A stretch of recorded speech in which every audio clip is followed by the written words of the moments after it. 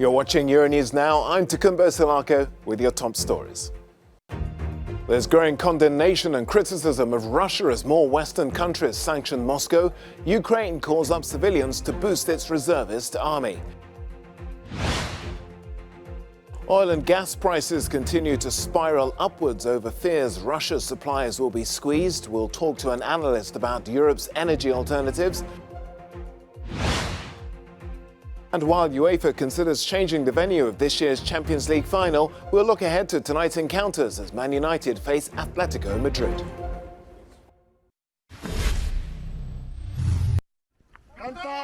Ukraine's president is calling up some of the country's military reservists after Russia's recognition of the country's separatist areas. However, Volodymyr Zelensky has ruled out a general mobilization, saying he backs diplomacy.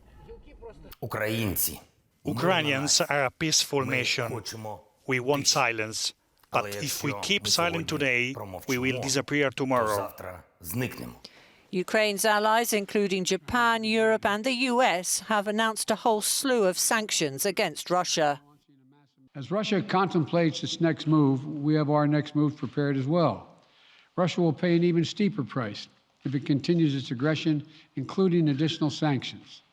The United States will continue to provide defensive assistance to Ukraine in the meantime, and will continue to reinforce and reassure our NATO allies. It's currently a guessing game how far President Putin means to go. His recognition of two separatist-held areas of East Ukraine has been welcomed in Moscow, but he's now said that recognition could extend into the wider Donetsk and Luhansk regions. We have recognized the DNR and LNR, which means we have recognized all their basic documents, including the Constitution. And the Constitution defines the borders of the Donetsk and the Luhansk regions at the time when they're part of Ukraine.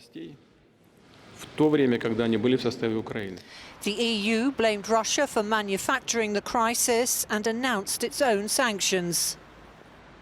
They target banks that finance the Russian military apparatus and constitute and contribute to the destabilization of Ukraine. And we are also banning trade between the two breakaway regions and the European Union. While there is uncertainty over Moscow's next step, the UN has called for reason and restraint and an immediate de-escalation.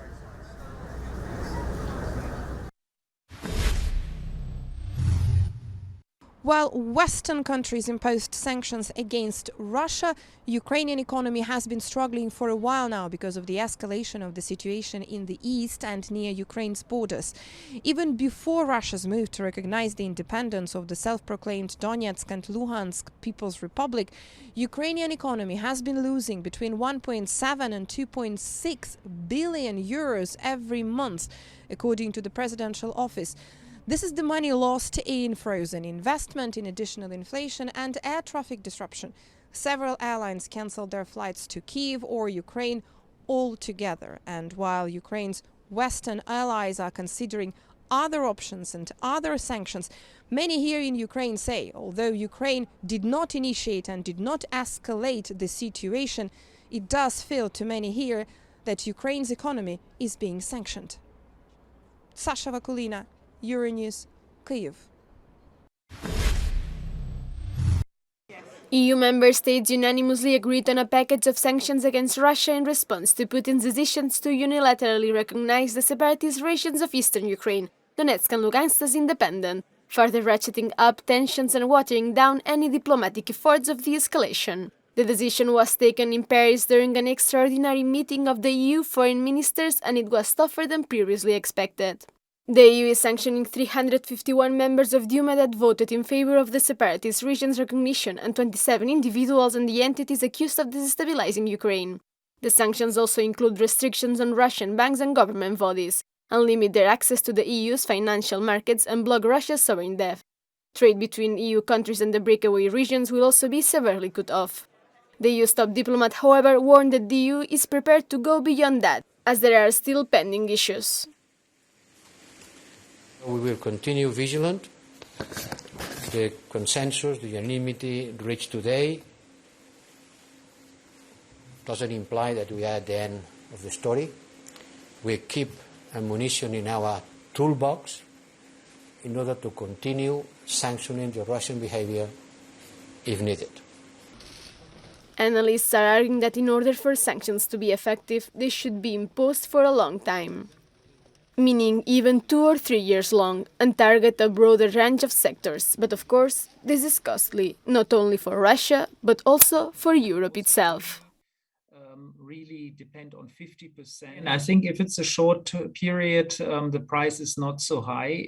If it's a longer period, meaning at least through the winter of next year, the big price will be gas and the lack of access to gas. And I think this is really the question: will Europe be able to pull together, to be united in front of this aggression?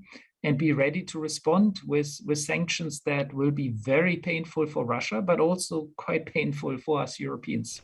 And while the EU is in constant coordination with allies in the US and NATO for the next steps, the French minister made it clear that a meeting with his Russian counterpart planned for this Friday won't take place. Aida Sanchez Alonso, Euronews, Brussels. A halt on the much-contested Nordstrom 2 pipeline is one of the major consequences of Russia's decision to send troops into eastern Ukraine. Germany announced on Tuesday it is pausing approval on the finished project, despite being one of its major backers. Our reporter, Kate Brady, has more from Berlin. Germany's decision on Tuesday to halt the approval of the Nord Stream 2 gas pipeline was a huge move for Germany. In recent weeks, Chancellor Olaf Scholz has barely uttered the words Nord Stream 2 in public, particularly when it came to potential sanctions against Russia. But the situation, Scholz said, is now a fundamentally different one. At the same time, the decision does come with concerns over the gas supply from Russia to Germany and the rest of Europe. But it's important to reiterate that the pipeline, although it was finished in September, it isn't yet up and running. Still, Scholz said that his economic ministry is analysing the security of Germany's gas supply, as about 50 to 75% of natural gas imports to Germany last year were indeed from Russia. And it's not got that many alternatives to turn to right now, especially when you take into account Germany's environment and climate goals. The government, for example, wants to phase out nuclear energy by the end of this year and phase out coal by the end of 2030. On top of that, of course, there are also those immediate concerns that Russia could restrict its gas exports, which would, without doubt, see the already high gas prices here in Europe climb even further. Kate Brady, Euronews, Berlin. I call the Prime Minister.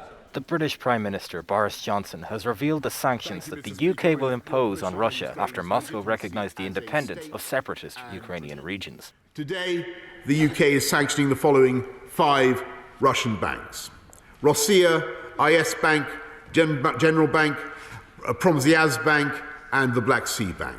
And we are sanctioning 3 very high net worth individuals: Gennady Timchenko, Boris Rottenberg, and Igor Rottenberg. Any assets they hold in the UK will be frozen. The individuals concerned will be banned from travelling here. And we will prohibit all UK individuals and entities from having any dealings with them. The Prime Minister added the UK will implement further sanctions on Russia if the Kremlin launches a full-scale offensive against Ukraine. Economic sanctions against Russia are welcome. The sanctions were welcomed by all parties in the UK Parliament, but there were calls from all leaders of those parties and from a number of Boris's backbenchers for them to go further, particularly after, of course, we heard about Russia turning off Nord Stream 2. Now, some of the things that were mooted in Parliament today was to kick Russia out of the SWIFT global banking system, to have the banning of trade of Russian sovereign debt, action to prevent as well Russia broadcasting what was described by Sir Keir Starmer, the Labour leader, as its propaganda around the world on the Russia Today TV channel, something that has been called for in the UK Parliament for quite some time. It's available on terrestrial television here, which has been flagged by security agencies before as an issue. So there were calls for them to go further, but I think initially Boris Johnson and the government deciding that they would put these down first, see how Vladimir Putin responded, and then of course they'll be holding back others to do in tiered stages if this crisis does escalate further.